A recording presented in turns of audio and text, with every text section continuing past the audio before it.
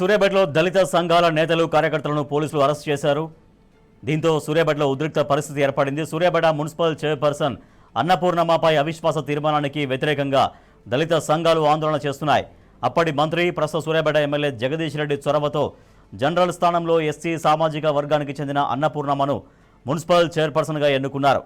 ఇవాళ చైర్మన్ అన్నపూర్ణమ్మతో పాటు vice chairman కిషోర్పై కౌన్సిలర్లు అవిశ్వాస తీర్మానం పెడుతున్నారు. అవిశ్వాస తీర్మానాన్ని వెనక్కి తీసుకోవాలని దళిత సంఘాలు ఆందోళన చేస్తున్నాయి.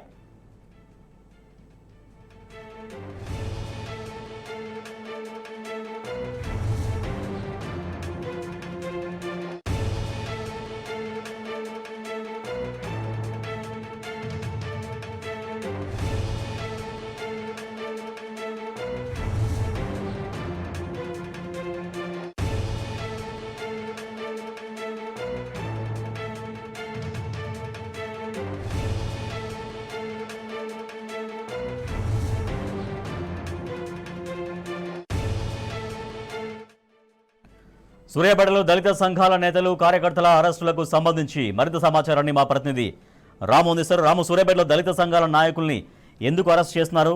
దళిత సంఘాల నాయకుల డిమాండ్ ఏంటి?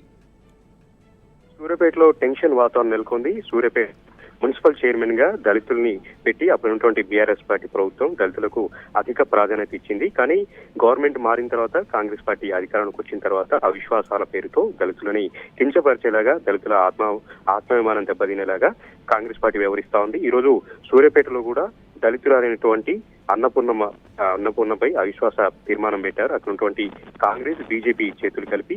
ఈ నేపథ్యంలో దళిత సంఘాల నాయకులు ఆందోళన చేపట్టారు. దళితులపైన ఎందుకింత వీక్ష చూపిస్తా ఉన్నారు? దళితులు పాలించడానికి పనికిరారా? దళితులు కేవలం రోడ్లు ఉడ్చడానికి పనికొస్తారా? మున్సిపాలిటీలో దళితులు పాలించడానికి మీకు ఇష్టం లేదా అంటూ కాంగ్రెస్ పార్టీ నాయకులపైన గత కొన్ని రోజులుగా ఆందోళన కార్యక్రమాలు కొనసాగుతున్నాయి. ఈ రోజు అవిశ్వాసం నేపథ్యంలో ఏర్పాట్లు చేశారు. అక్కడ పెద్ద ఎత్తున దళిత సంఘాల నాయకులు వచ్చి ధర్నా చేస్తున్నటువంటి క్రమంలో పోలీసులు జులుం ప్రదర్శించారు. పోలీసులు కొంత ఓవర్ యాక్షన్ చేసినట్టుగా మనకు అక్కడ కనపడతా ఉంది. ఎక్కడికక్కడ దళిత సంఘాల నాయకులపైన చేయి చేసుకుంటూ వాళ్ళందరినీ కూడా అరెస్ట్ చేసి పోలీస్ స్టేషన్ తరలించి వారికి ఉదయం నుంచి కూడా కనీసం మంచినీళ్లు కూడా ఇవ్వకుండా అక్కడ ఇబ్బంది పెడుతున్నటువంటి పరిస్థితి కూడా మనమంతా కూడా చూస్తా ఉన్నాం. ఈ నేపథ్యంలో తెలంగాణ వ్యాప్తంగా కూడా దళిత సంఘాలు, మాలమహాలకు సంబంధించినటువంటి సంఘాలు, ఎంఆర్పీ సంఘాలు కూడా పెద్ద ఎత్తున ఆగ్రహం వ్యక్తం చేస్తా ఉన్నాయి. ఒక చిన్న చైర్మన్ పదవి కోసం కాంగ్రెస్ పార్టీ పోలీసులను ఉపయోగించి పోలీసులను దాడులకు పురిగొల్పి ఈ విధంగా దళితులపైన దాడులు చేయడం సరికాదంటూ కూడా పెద్ద ఎత్తున అక్కడ ఆగ్రహ జ్వాలలు వ్యక్తమవుతున్నాయి. టెన్షన్ వాతావరణం నెలకొంది. మరికాసేపట్లో ఆ విశ్వాసం కూడా ఇక్కడ ప్రారంభం కాబోతోంది. జిల్లా కలెక్టర్ గారి ఆధ్వర్యంలో పెద్ద ఎత్తున ఏర్పాట్లు కూడా చేశారు. పోలీసులు కూడా చెప్తా ఉన్నారు, చిన్న పదవి కోసం కాంగ్రెస్ పార్టీ చేస్తున్నటువంటి పావులు మీరు కుట్రలో పావులు కావద్దని కూడా పోలీసులకు విజ్ఞప్తి చేస్తున్నటువంటి పరిస్థితి కూడా ఇక్కడ మనం గమనిస్తా ఉన్నాం. అదేవిధంగా తెలంగాణ వ్యాప్తంగా కూడా దళిత బంధును ఆపేశారు. దళిత బంధు ప్రొసీడింగ్ సంబంధించి కూడా డబ్బులు ఇవ్వకుండా దళితుల్ని అవమానపరిచారు. ఒకవైపు రైతులను కూడా ఇబ్బంది పెడతా ఉన్నారు. రైతుల్ని కూడా చెప్పుతో కొట్టండి అంటూ నల్గొండ జిల్లాకు సంబంధించినటువంటి మంత్రి కోమటిరెడ్డి వెంకటరెడ్డి కూడా రైతులను అవమానిస్తా ఉన్నారు. ఈ విధంగా అన్ని వర్గాలను అవమానిస్తూ, దళితులను అవమానిస్తూ, బహుజనులను అవమానిస్తూ కాంగ్రెస్ పార్టీ ఏం సాధించదలుచుకుంటుందని కూడా దళితులు పెద్ద ఎత్తున అక్కడ ప్రశ్నిస్తా ఉన్నారు. ప్రస్తుతానికైతే దళిత సంఘాల నాయకులందరినీ అరెస్ట్ చేసి ఆయా పోలీస్ స్టేషన్ తరలించి బలవంతంగా 144 సెక్షన్ పెట్టి ఇంత బలవంతంగా చేయాల్సినటువంటి అవసరం ఏంటని కూడా చెప్తా ఉన్నారు. మా అంటే 9 నెలల కాలం కూడా లేదు ఈ పాలకవర్గాలు రద్దు కావడానికి. ఈ 9 నెలల కాలంలోనే చైర్మన్ ను మార్పిడి చేసి ఏం అభివృద్ధి చేస్తారని కూడా పెద్ద ఎత్తున ప్రశ్నిస్తా ఉన్నారు. ఆయన అవిశ్వాసాలు పెడితే అభివృద్ధి కాకపోతేనో అవినీతి ఆరోపణలు ఉంచిన అవిశ్వాసాలు పెట్టాలి.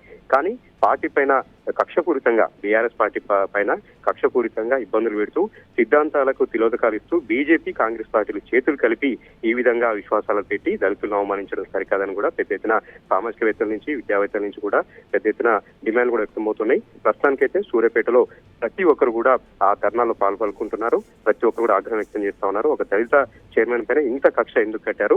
స్థానికంగా ఉన్నటువంటి మాజీ మంత్రి దామోదర్ రెడ్డి ఇదంతా చేయిస్తా ఉన్నారు. పటేల్ రమేష్ రెడ్డి అని కూడా చేయిస్తా ఉన్నారు. బీజేపీ నేత సంకినేని వెంకటేశ్వరరావు కూడా దళిత ద్రోహిగా అక్కడ పెద్ద ఎత్తున నినాదాలు కూడా చేస్తా ఉన్నారు. ఇప్పటికైనా ఆలోచన చేసి దళితులను ఇబ్బంది పెట్టకుండా ఆ విశ్వాసాన్ని వెనుకకు తీసుకునేలాగా కూడా వాళ్ళు నిర్ణయం తీసుకోవాలని కూడా చెప్తా ఉన్నారు. అరెస్ట్ చేసినటువంటి దళిత సంఘాల నాయకులను కూడా వెంటనే డిమాండ్ చేయాలని కూడా అక్కడ ఆగ్రహ విషయాలు వ్యక్తమవుతున్నాయి. పరిస్థితి అంతా కూడా ఉద్రిక్తంగా ఉంది. 144 సెక్షన్ విధించారు. Rajesh. Right, thank you Ramu.